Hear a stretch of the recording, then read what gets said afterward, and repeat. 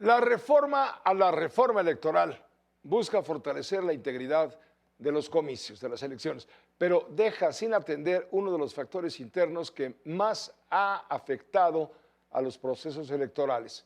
Es la intervención del crimen organizado. Esa omisión no es una omisión menor. También hay cuestionamientos sobre los riesgos de la aplicación de estas reformas que van desde la discrecionalidad hasta su potencial uso para desconocer resultados. Le agradecemos mucho al exconsejero del Instituto Nacional Electoral, Marco Antonio Baños, brindarnos su perspectiva de esta reforma de la reforma. ¿Cómo estás, Gustavo? Bien, muchos saludos. Marco ¿Cómo Antonio, estás, perdón, Pepe? discúlpame, Marco No, no, Antonio. no te preocupes, Pepe. Muy buenas noches. Un Buenas saludo muy noches. afectuoso para el auditorio. Gracias. Marco Antonio, focos rojos que tú miras en este momento en la reforma aprobada.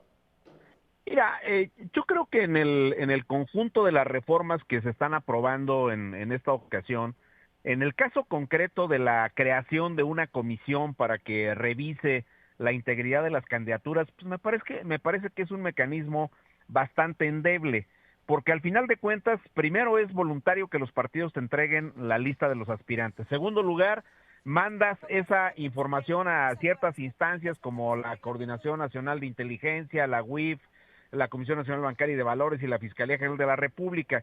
Ellos le van a poner semáforos a las candidaturas. Este es verde, no pasa nada. Estos tienen semáforo amarillo o rojo, que es lo que ellos llaman el famoso riesgo razonable. Esa parte no sabemos bien a bien cómo la van a aplicar, y lo peor de todo es que no sabemos si la van a aplicar de una manera imparcial o va a tener tintes políticos. Es decir, a unos les pones el semáforo, a otros no, y cuando le regresas la información al INE, pues el INE, a través de esta comisión de consejeros, que es una especie de oficialidad de partes, una correa de transmisión de la información, pues le va a decir a los partidos: oye, pues aquí tienes tus resultados, tienes semáforo rojo en estas y en estas, y ya tú decides si las quieres o no registrar. Ese mecanismo es muy endeble. Pero eso Y no debería ser, Marco Antonio, no debería ser una obligación de los partidos políticos el por supuesto escoger que a sí. sus candidatos y ellos, bajo responsabilidad, decir tal candidato es el bueno. Y después por ahí sale, como en Sinaloa, cosas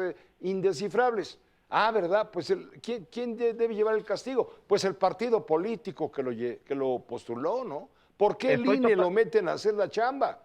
Estoy totalmente de acuerdo contigo. Es meter al INE, y de alguna manera, si el INE sabe que hay algunas personas que pudieran tener vínculos con grupos del crimen organizado y no le niega el registro de candidato, vuelves cómplice al INE. Esa parte me parece que también hay que decirla. Y en efecto, la responsabilidad de elegir candidatos es de los partidos. Ese tema se discutió con amplitud. Cuando fui consejero me tocó aquella discusión de la candidatura del presidente municipal de Iguala que postuló el PRD, y Pablo Gómez sostenía que no era responsabilidad del PRD haber puesto ese candidato porque era un candidato externo. No, por supuesto que era responsabilidad del partido político haber puesto a ese señor, que fue el responsable del tema de Ayotzinapa con los estudiantes. Entonces, yo creo que sí, los partidos políticos son los responsables y no se está atacando de fondo el problema. Lo dijimos cuando el plan A, lo dijimos cuando el plan B. Debería de haber una sanción drástica para los partidos que permitan pasar este tipo de candidaturas, que se vinculen de una u otra manera con los grupos del crimen organizado, y les tendrías que quitar el registro. No hay vuelta de hoja, Pepe, porque los partidos son instituciones que perviven, que subsisten a través del financiamiento público que se paga con dinero público, dinero que proviene de los impuestos de todos nosotros. En consecuencia, los partidos no es que sean una empresa y por consecuencia sus dirigentes o sus dueños puedan hacer con ellos lo que quieran. No, tienen una responsabilidad pública por el manejo del dinero, pero también por la postulación de las candidaturas, y en ese sentido no tendría por qué ser el INE. Lo estás metiendo a una cosa que no le toca finalmente al INE. Ahora, Marco Antonio, te pregunto, a ver, este tema, la llamada iniciativa Monreal, ya sabes a qué me refiero, a Sí. que para evitar que haya injerencia extranjera, militar o por medio de periódicos o redes sociales contra la elección, esa elección se debe de anular. Eso se aprobó, está en la Constitución ya desde hoy. Sin embargo, no hubo manera de que se reglamentara con las famosas leyes secundarias. Por lo tanto, esa iniciativa, ¿qué pasa con ella? ¿Cómo queda? ¿Queda plasmada en la Carta Magna? pero sin poderse aplicar. Bueno, entiendo que Monreal dijo que iban a discutir unos 2 o 3 días más esa iniciativa porque la quieren depurar, pero no la retira, o sea, es decir, sí se va a aprobar y se va a meter a la Constitución.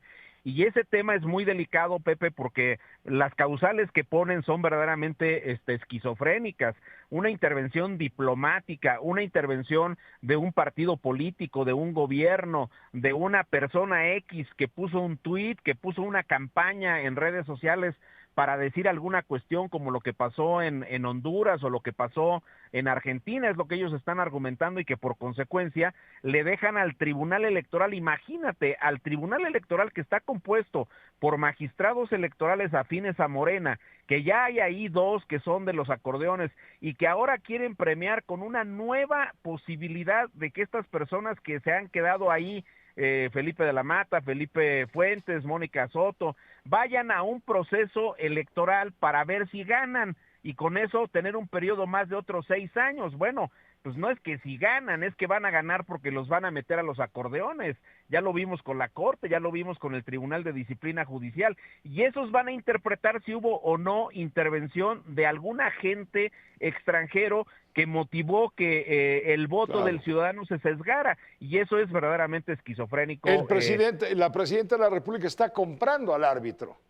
Es correcto, yo creo que ya los tienen, los están premiando, pues por muchas decisiones que tomaron, el tema de la sobrerepresentación, el tema de la validación de las elecciones judiciales, por citar algunas, pero evidentemente sí, y no quieren tener ellos riesgos en el tribunal. Ya estos les han funcionado, bueno, pues buscan la manera de ampliarles el periodo y tenerlos ahí.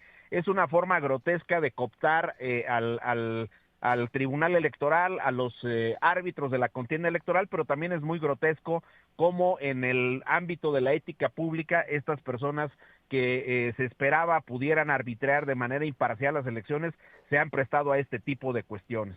Muchas gracias Marco Antonio Baños por permitirnos esta conversación y disculpa al principio. No, ni te preocupes, mi estimado Pepe. Un saludo muy afectuoso para ti y para todo el auditorio. Igualmente, gracias Marco Antonio Baños. Él fue consejero ciudadano del Instituto Electoral.